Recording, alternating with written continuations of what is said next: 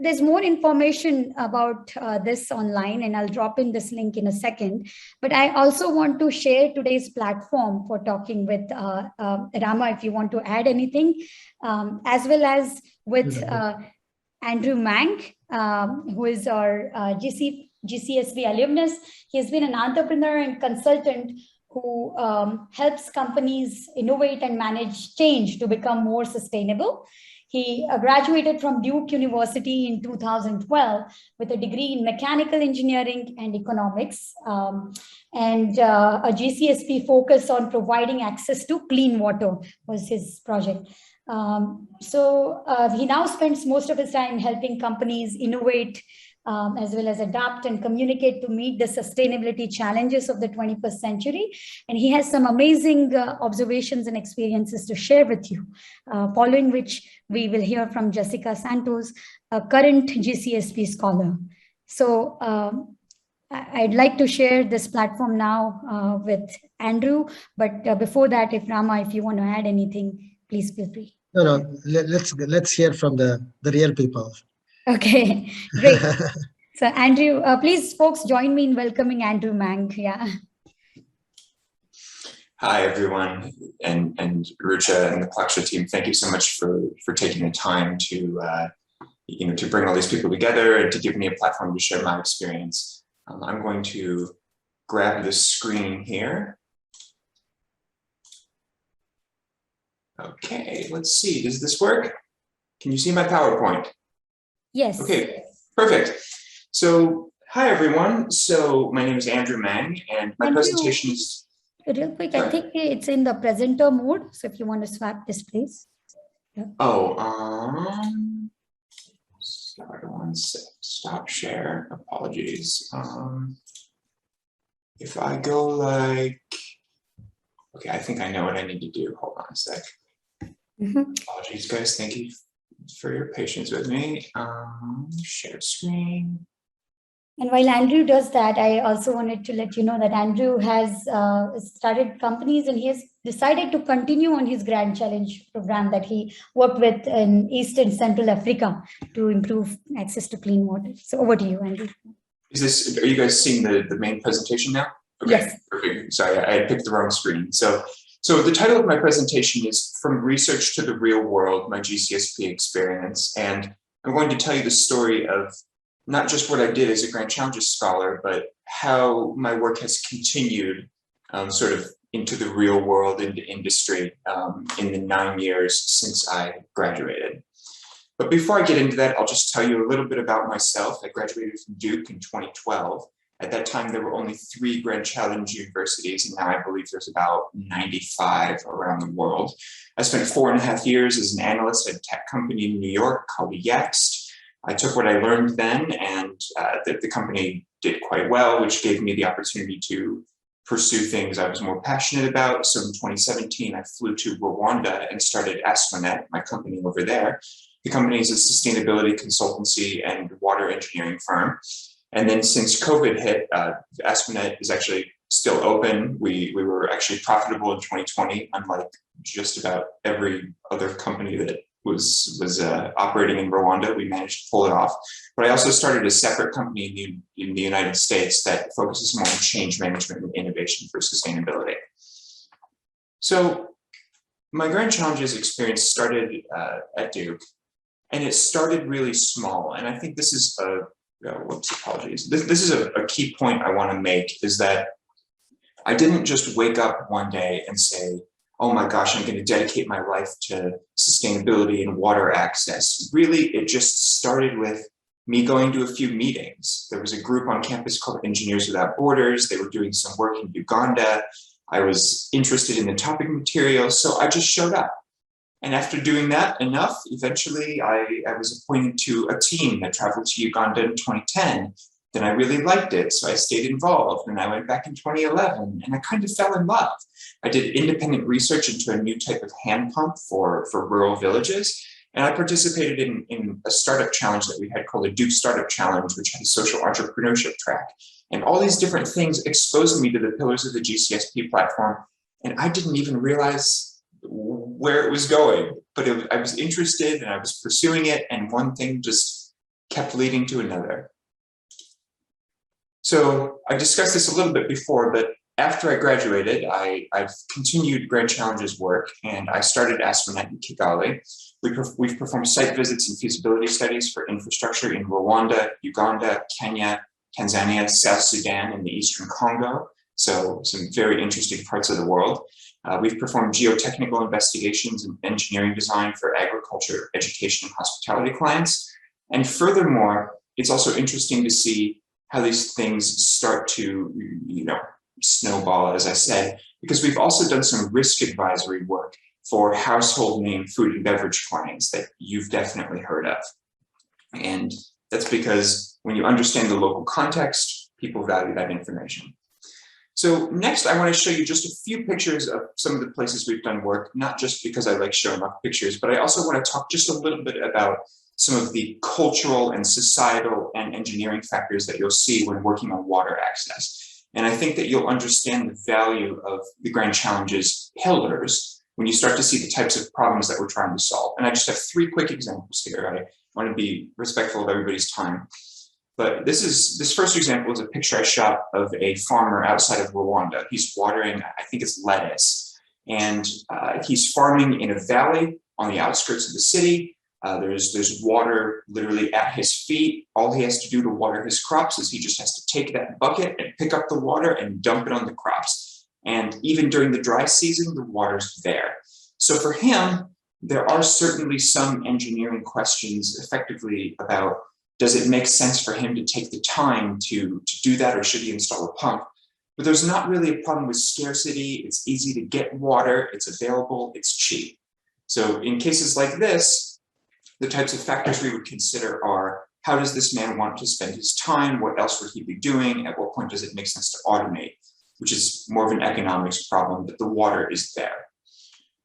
This second example is from an informal market in Goma, in North Kivu, in the Democratic Republic of the Congo. Goma is a city in one of the most unstable parts of the world, especially once you get out of the city center. There are armed gangs and bandits, and there's very little government control at all. You'll see here that there are informal settlements. There are houses behind here that are constructed a bit poorly, densely packed. There are people in this market everywhere. And if you look at where my colleague Oscar here with the phone, he's standing on rock because there was a lava flow from a volcano, and the rock, the lava cooled.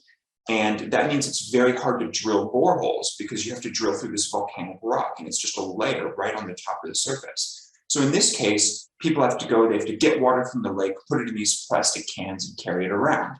So it's a very different kind of engineering problem from the situation I showed you earlier in Rwanda. Here, even just getting water is a challenge, and there's so many people, you have to think about waterborne illnesses and sanitation and all that stuff.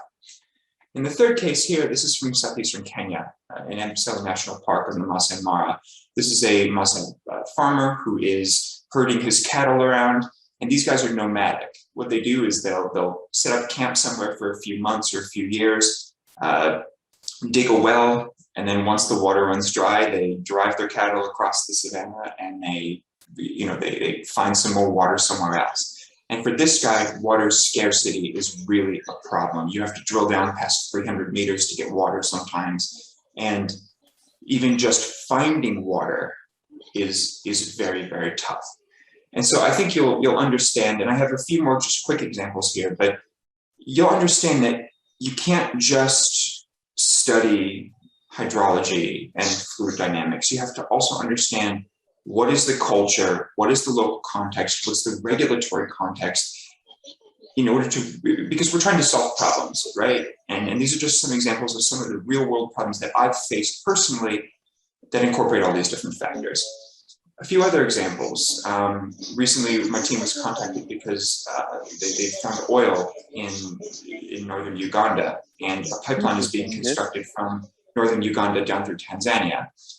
That has significant environmental impact on the habitat. And so we were requested to assist with some environmental impact assessment work. We actually declined the project because of some other things, but these are real real concerns that are happening right now. Earlier this year, I also worked to support a project in Cameroon, where the European Development Bank was, or EBRD, I think, was supporting the construction of a reservoir in Cameroon. And when you build a reservoir, you have to have a buffer zone so that people don't drive their animals, up to the water to drink. And yet inside that buffer zone, there were a lot of informal settlements. I'm sure you guys have seen that over there too, where the ownership of the land isn't very clear. And so people move in with their families, and maybe they've constructed an inexpensive structure in which to live. And normally you would compensate landowners, but when someone doesn't have a title, how do you compensate them fairly? And this is more of a social science and policy question, but it's adjacent to the engineering work we're doing. So we need to think about these things. Then finally, I've also dealt with corruption with water utilities and the certification authorities in Uganda and Rwanda. And I bring all these cases up to really show you the importance of thinking about the context. And I think that's really the core message I want to bring to you is, you can't just do the technical work if you want to be good at what you do. You need to think about everything. So I'll just very quickly pass through a few other things related to the Grand Challenges Scholars Program and my own experience. So I've been involved in the community since graduation. I presented the GCSP to the Polytechnic University in Bucharest, and then furthermore virtually to the University of Rome Sapienza. I was a member of the board to engage alumni and students in 2019. I handled external outreach on behalf of the GCSP alumni organization, and I co-founded the COVID-19 Call for Engineering Action at the National Academy of Engineering. I'll talk really quickly about that. Again, I want to be respectful of everybody's time. The COVID-19 Call for Engineering Action was a multi-generational mobilization to develop and amplify solutions to COVID-19. We had different layers of engineers collaborating together to ensure that we collected a lot of ideas and we pushed the best ones forward. So the GCSP were team leaders in a technical screen. The Frontiers of Engineering, which is the NAE's like mid-career leadership development course, I guess, they served as the technical screening committee. And then those top academy members who are your experienced industry leaders were our expert review committee. We received over 500 ideas. We did 3 pitch events. We did a spin-off design challenge for high school students where participation was 53% women and 41% underrepresented minorities. We liaised with the Executive Office of the President in the United States, the UK Royal Academy of Engineering, the government, the private sector, dozens of other universities in the Grand Challenges Network. It was a big deal. And GCSP was the foundation of all of this. And this was just like our prototype call to action. There's so much more that we can do in the future. And I want to invite you to join this community because I know that what we're going to do is going to change the world. So I'm running out of time, but I'm going to finally wrap up by just sharing a few quick ideas about the importance of the GCSP if you're not convinced yet. First thing is having a unified area of focus really helps you develop a deeper understanding of the issues, as I've talked about before. The second point is that you also develop a context that normally takes experienced people decades to build.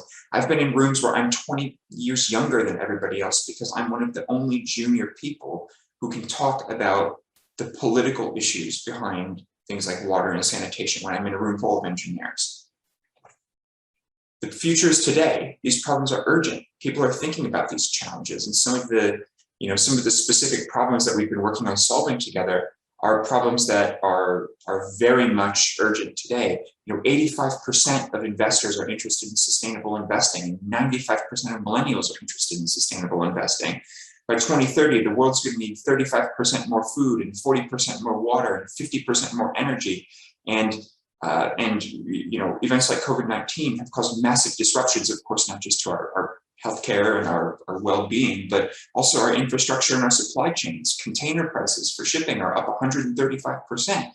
And all these things are linked together. And when you're a Grand Challenges scholar, you understand the linkage, and that's where you start solving problems. And finally, I just want to reiterate the community is powerful and growing. The GCSP was the foundation of the Call for Engineering Action. There's a Global Grand Challenges Summit that I believe is tentatively being planned for next year. And alumni are now achieving positions of prominence in the private sector and in government organizations. So I think what you're going to see is that this is really the beginning of a movement. And I want to invite you to join all of us. So with that, I am at the end of my presentation. So thank you to everybody for, thank you to Rucha and Rama and the rest of the Plaksha team for giving me the opportunity. And thanks to all of you for coming and listening.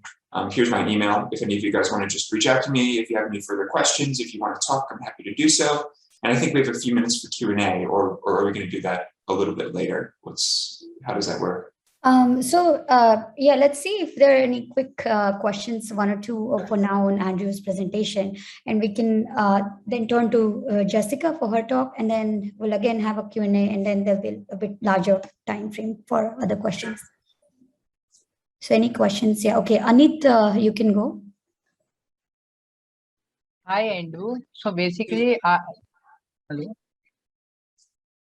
Yeah. So I was basically thinking about you guys are working on the water management, its cleanliness and other those things.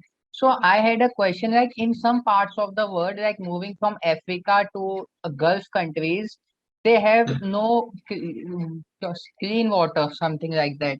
And they are using seawater, something to purify it. So there are some ways how can we use seawater in a cheaper way? Yeah, so it's actually a very interesting question, and they call it the water energy nexus. And when you look at desalination, it's an excellent example of how some methods of accessing water require quite a lot of energy. And so in some countries, what will happen is that they'll like in the Gulf, as you mentioned, they'll be right next to, say, the ocean. But then getting the energy that's required to purify the water presents a whole nother set of engineering challenges, and is often cost limiting and very expensive. And so a lot of what we do as as engineers is to try to understand where are those trade-offs and what are some different technologies that we can implement at what time. I remember I was scoping out a project. This is back in Africa. I was scoping out a project where the client really wanted a type of technology where you could, you could set up this like generator in the middle of a desert, and it would capture the water that was like in the air, just the humidity, and give it to you. But we did the math and we looked at the energy requirements, and it was so expensive that it was actually cheaper to hire a tanker truck to drive 4 hours to the city, fill up their truck, and then drive it all the way out into the desert. And so I think, and this is, I think, one of the things that the GCSP is very good at is helping you think about the big picture. Because in that case, for example, the technical solution was available. There was plenty of technology where we could, rig up this machine with solar panels and everything and put it in the desert, but it didn't make sense. And so I think there's the question of what is technically possible is different from the question of what actually makes sense. And I think the Grand Challenges Scholars Program is a very good way to start thinking about the problem in that sense. Does that answer your question? Yeah, thank you for your answer. Thanks, Andrew. And Anit, then I think we'll take one more question. Siddharth. Okay, thank you. Hi, Andrew. I wanted to ask, I'm very excited to join GCSP program. So what are the steps that I have to take, or the things I have to do in order to get into it? Like a basic, what should I say, blueprint or map kind of stuff? I think Rucha is probably better equipped to answer that. Sure. Yeah. So I think so each of the international university has its own blueprint, and for Plaksha, what we are coming up with this basic application, and I'll be happy to share all elements of it with you once we have the formal integration. But the main elements is a good academic standing, along with your interest in the typical in a particular grand challenge theme that you can outline, and a statement connecting maybe your prior relevant experiences to that theme and your future vision about that theme. It could be a subtopic in the theme as well. You'll also need a proposed grand challenges faculty mentor, which will facilitate after connecting you with other faculty and talking with me and several other people. And the last thing is an initial indication of how you plan to meet the grand challenges GCSP competencies. So there's a full, you just don't have to do one thing, but there are about 4 to 5 different elements for each competency. You could choose either form to go with, and that should suffice it. And the level and all, those details about assessment and all, I share with you as we move along. Yeah. Okay, thank you, ma'am. That answers my question. Course, yeah. So thank you so much again, and thank you, Andrew, for a terrific presentation and a call to action. When you said really what we are doing today will affect the grand challenges. When you said that, it was really appealing. Now, I would like to take this opportunity to invite current Grand Challenges scholar, Jessica Santos. Jessica is an environmental justice advocate and a researcher from Dallas, Texas in USA. She's a senior studying BS Chemical Engineering at the University of Southern California, where she is concurrently pursuing an accelerated Masters of Public Health from USC. So what's interesting about Jessica is also the fact that she participated in this Grand Challenges, and especially the COVID-19 call to action that Andrew co-founded. So Jessica, please, over to you and welcome.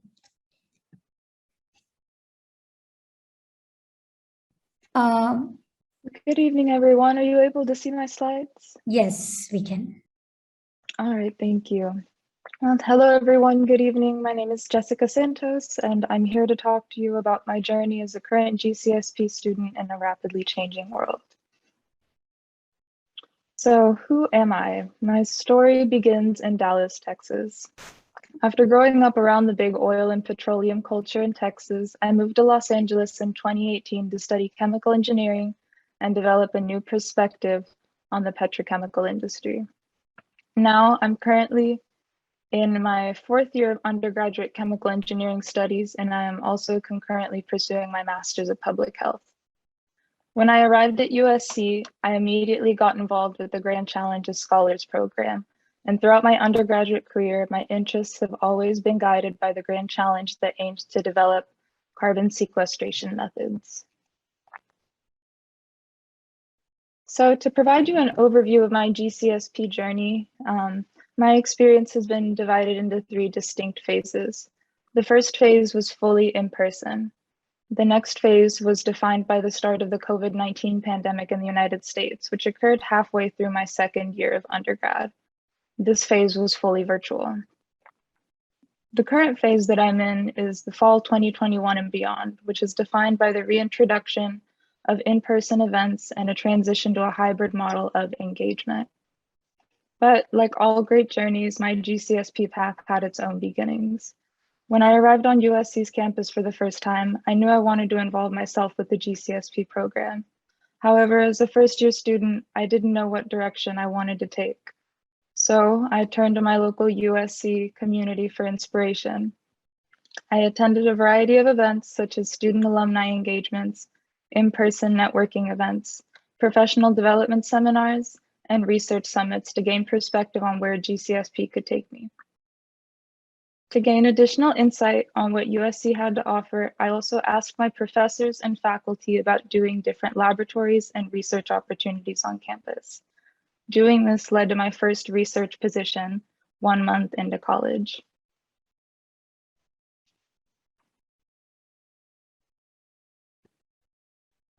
So during the first phase of my GCSP program, I learned a lot about my interests and goals that would guide the rest of my undergraduate career. I transitioned between several research laboratories before learning that laboratory-based research was not what I wanted to focus my GCSP career on. But I'm very thankful that the GCSP program provided me the flexibility to explore my interests before settling and moving forward.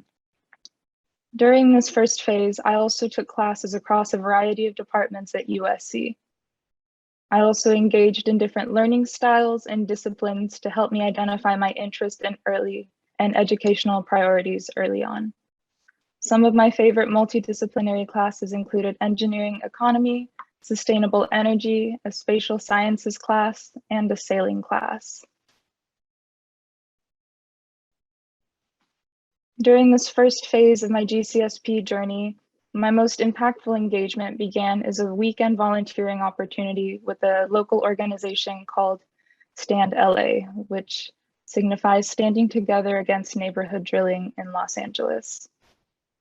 As I became a regular volunteer with Stand LA during my first undergraduate year, and I got to meet more of my neighbors and community members, I learned about a darker side of the petrochemical industry in Los Angeles that I was previously unaware of when moving here. I learned that urban oil drilling in Los Angeles threatens the health and safety of families and communities throughout the city, and that an estimated 580,000 Los Angeles residents currently live less than 0.4 kilometers from an active oil well. I also learned during this experience that within 1.5 kilometer radius of USC's main campus, there were 2 oil drilling sites. And this was a very interesting revelation to me, coming from Dallas, Texas, where I had grown up around oil and came to LA to, I thought, escape it. But ultimately, this unique experience of volunteerism turned into a passion and love for my local community, and it inspired me to pursue a master's in public health to learn more about the human and health impacts of the petrochemical industry. The next phase of my GCSP journey occurred during COVID. So COVID-19 was a critical turning point in my GCSP career. With the rise of virtual conference platforms like Zoom, time and distance barriers were dissolved within the GCSP community, and I was able to participate in initiatives hosted around the globe. My first virtual engagement began as a student project lead under the NAE COVID-19 Call to Action. This experience really demonstrated the resiliency of the GCSP community, not only among rising students, but also among alumni like Andrew that helped plan this wonderful initiative. My experiences with the call to action then inspired me to begin a new root cause analysis research project relating to COVID-19, beginning in June 2020.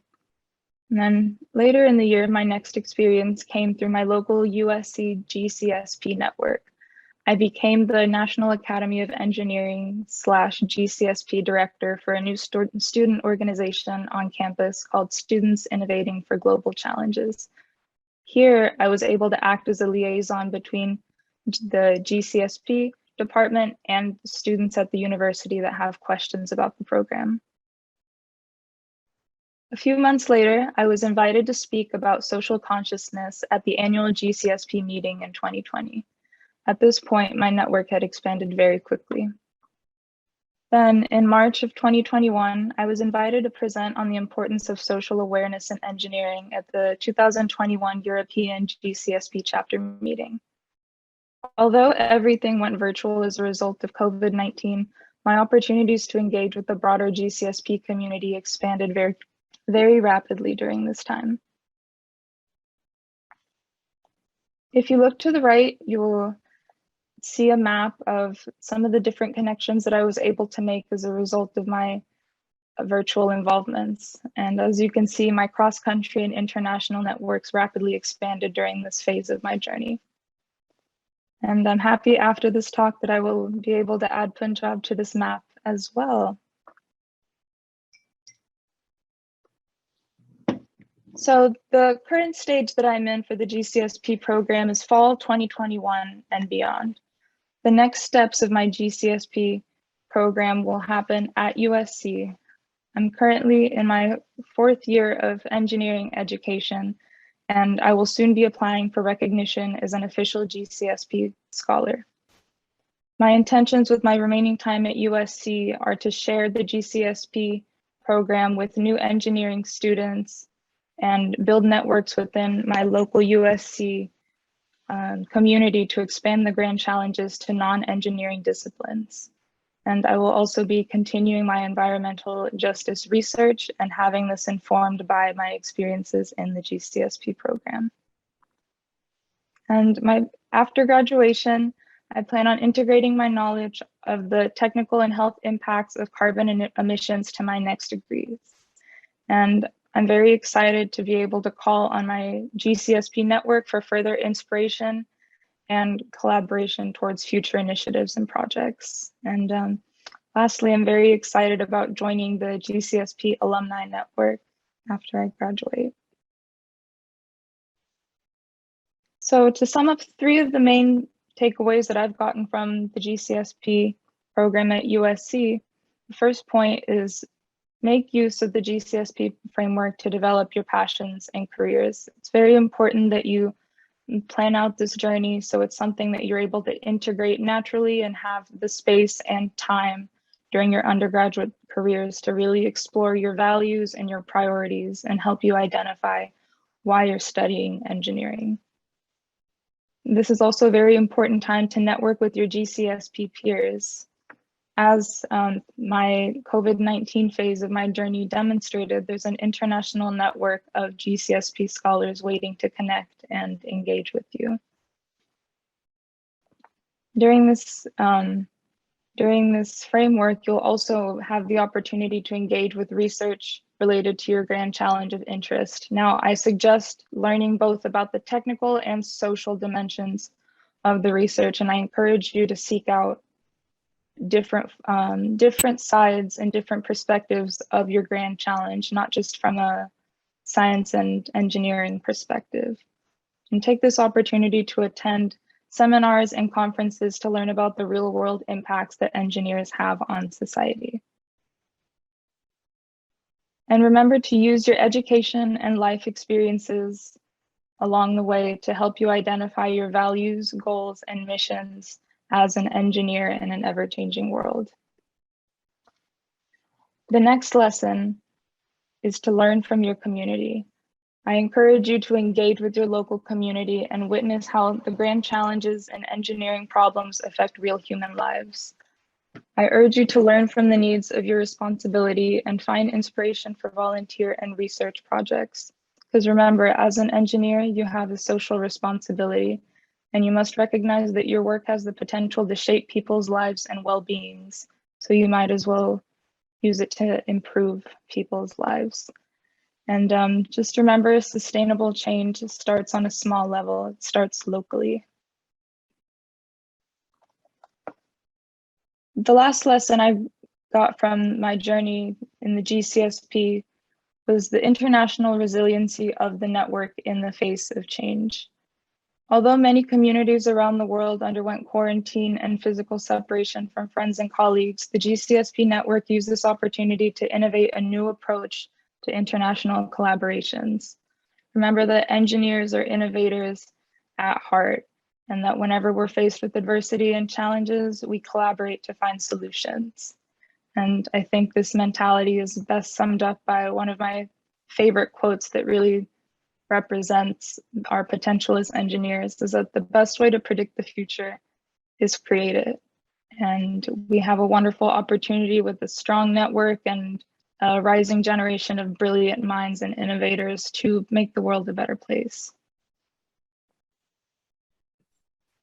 So for my last slide, I want to reintroduce myself and tell you who I am now that you understand my journey.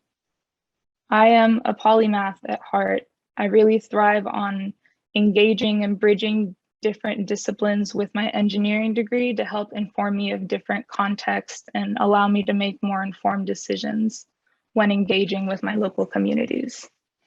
I am an environmental justice advocate who is mindful of the communities that I work in and my impacts that I have on them as an engineer. I am a firm believer that sustainable change starts at the local level.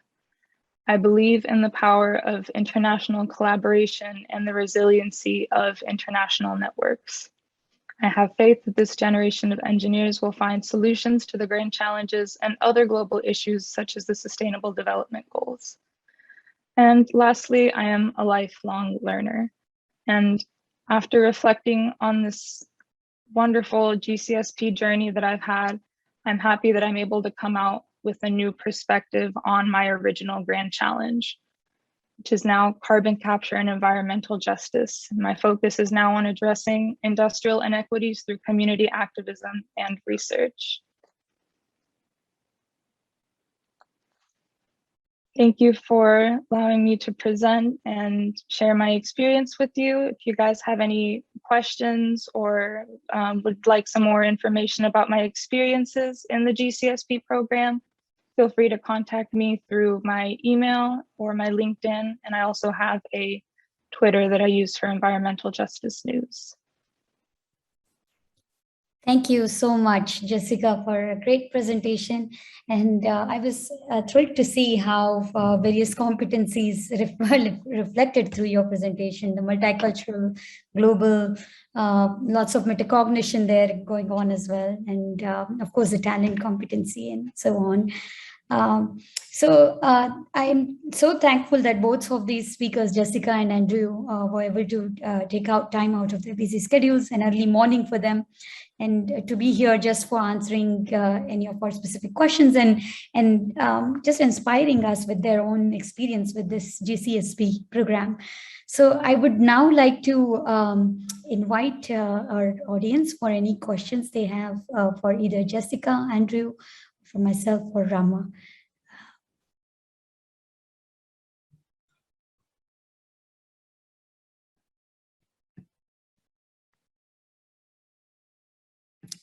Okay, so I see one hand up. Anushka, do you want to ask your question? Yep. Hi, Jessica. I'm Anushka. I wanted to ask, what was the first project you worked on, like on the first year when you entered the GSP CP program? GCSP. Hi, Anushka.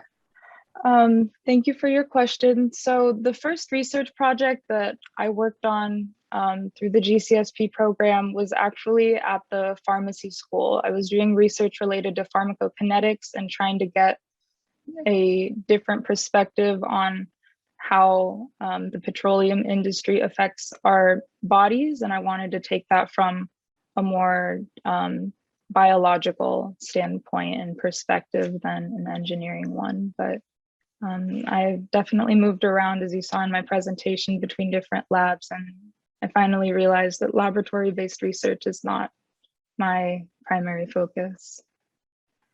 Thank you. Thank you, Anushka and Jessica. Amol, do you want to ask your question? So my question is both for Andrew and Jessica. So you both talk about like how like engineers have to also tackle apart from technical issue, they have also to take into account the social issue and what is the social context. So one common thing that I found in both of your talks was there's a dark side of the government, as Jessica mentioned, and Andrew talked about corruption. So can you share like any solution, like how do you tackle like what engineers can do to solve this kind of like how do you tackle this kind of dark side of government that poses a threat to a solution you're suggesting for that will help to the community? So I can step in here.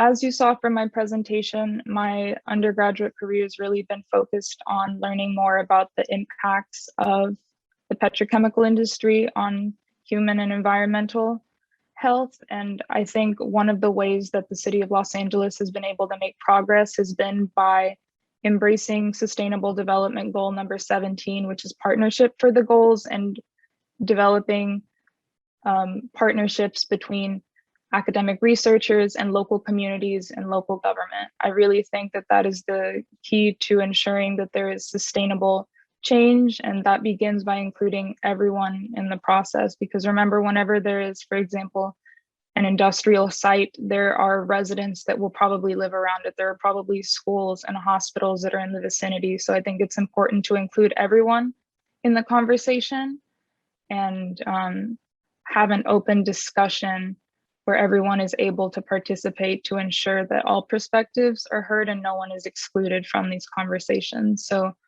from my take, that is really the only way to ensure equitable and sustainable change. And I actually have some good news in terms of urban oil drilling in Los Angeles. Last week, the city of Los Angeles voted unanimously to ban all new urban oil drilling sites. So there is progress being made, and it all starts with community-based research. Thank you, Jessica. Siddharth has a clapping icon. Anybody else with any specific questions for either Andrew or Jessica? if I can just add just a quick comment on the last one. Sorry, I started talking and then I realized I was muted. My apologies. I think I want to back up what Jessica's saying. I've seen that same thing both in Africa and the US. You really need to build partnerships, and I think your political stakeholders need to understand the value of science and technology. I was on a call a few months ago with some people from the American Society of Mechanical Engineers. We were doing some policy advocacy work with the US Congress, and I remember we were talking about CRISPR, which is a technology that I guess really has the potential to be life-changing. But the problem right now is that it costs, I think, over $1 million to treat a patient. And so the conversation with these congressional staffers, in our context, there's these young people who work on behalf of the politicians who take meetings, and then they move your ideas forward and write reports for the legislators and everything. And we sort of kept going back and forth, because the point we were making is, yes, there's this great technology, but it's not feasible yet to really implement on a large scale. And so I think that the point that we were trying to make was, hey, you guys need to start including us early on, because all these budgets that you're making, in Congress and everything, they all impact what engineers are doing is impacting the possible solution set for these problems. And so I think really, and I think we saw this with the COVID-19 call for engineering action too. When you build the teams and you work together, you can create a team that's greater than the sum of the parts. I think the challenge is, in a lot of political contexts, how can you do it in a way where the politicians can still look good and make it look like it's their idea? I think that's, of course, there's a lot of relationship management there too. But yeah, I would completely back up what Jessica's saying. So thank you. Thanks, Andrew. Yeah, I am just impressed the way, how you're all being able to integrate all this policy, regulatory affairs, and geopolitics and many other competencies together. I think it's a culmination of GCSP there. So moving forward, I want to allow Ishwar and then Siddharth if there's time. Ishwar, go ahead and ask your question. Hi, hello, Andrew. My question was to Andrew. Actually, I wanted to know, as you said, certain technologies aren't feasible at some points of time, like say Hyperloop for transport or anything like that. So I would say, where do we draw the line between trying to make something futuristic feasible currently and trying to find something that currently exists that can fit our job? Where do you decide to draw the line and say, okay, I can make this futuristic technology workable, or I say that, no, I can't do this, so I'll have to work on something existing? I think that it depends on a couple things. It depends on, it depends on a lot of factors. It depends on what, for example, with the newer technology that's maybe not as proven, what happens if it breaks down and you need to have some kind of technical support. This is, I think, part of the value of having groups, like the innovation lab, I think is what it's called, that Plaksha is developing, is that you have an ecosystem of people who are nearby who can, if you guys wanted to go do something in your local region, you'd have, engineers and maintenance, people who can work on stuff nearby. So that's one factor. Another big factor is actually just the desire of the client. We had a client who, unfortunately, they went out of business because of COVID, but they were constructing Rwanda's first mixed-use urban smart farm. So they were actually putting in place all these different, really advanced technologies, drones to deliver seeds to farmers, and all these automatic sensors to water different crops and everything. And that was part of their marketing, and part of the way they were raising money is that they were explicitly kind of creating a, they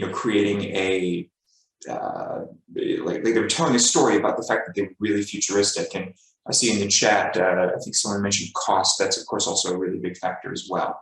So it really just sort of depends. And usually what we do is we will sit down and have a discussion with the client that effectively says, here are your different options. On the one side, we have the proven, boring, kind of old school technology. Then on this other side, we have the revolutionary, expensive stuff. And then maybe in the middle, there's something that's kind of halfway between. And we just see what they say. And every client's different. Thank you so much, Andrew. Siddharth, if you have a quick question, we can. Okay, so my question is like, what is the one thing that the government can do in order to like make your jobs easier? Like, what are the things that they can do to make your jobs easier? Jessica, do you want to go first? You can go ahead. Okay. Oh boy. Well, honestly, I think that I think the answer is going to be different based on where you are. I think that geopolitics will play a role, let's say, because every country is not friendly with every other country. Like they have their internal issues. Yeah. I mean, what I've found as a foreigner working in a lot of different countries is that oftentimes a lot of the regulatory framework around things like immigration and taxes and importing technology and all that kind of stuff can get really, really complicated, to the point where there have been several countries where, like Tanzania, it is very, very hard for me to do work in Tanzania because you can't do anything in Tanzania without a local partner. And so we've had lots of really interesting projects come through where there'll be some rule where they say, oh, well, 51% of the project needs to be performed by a local partner, and there are no local partners who can do the work. And so we've run into that. I remember we were in South Sudan right after I graduated in 2012, and they had actually passed a law that said that in order to start a company, you need to have at least 9 directors of the company, and 5 of those 9 directors have to be from South Sudan. And we were trying to just start a little side office of this consulting company, and it's just not feasible.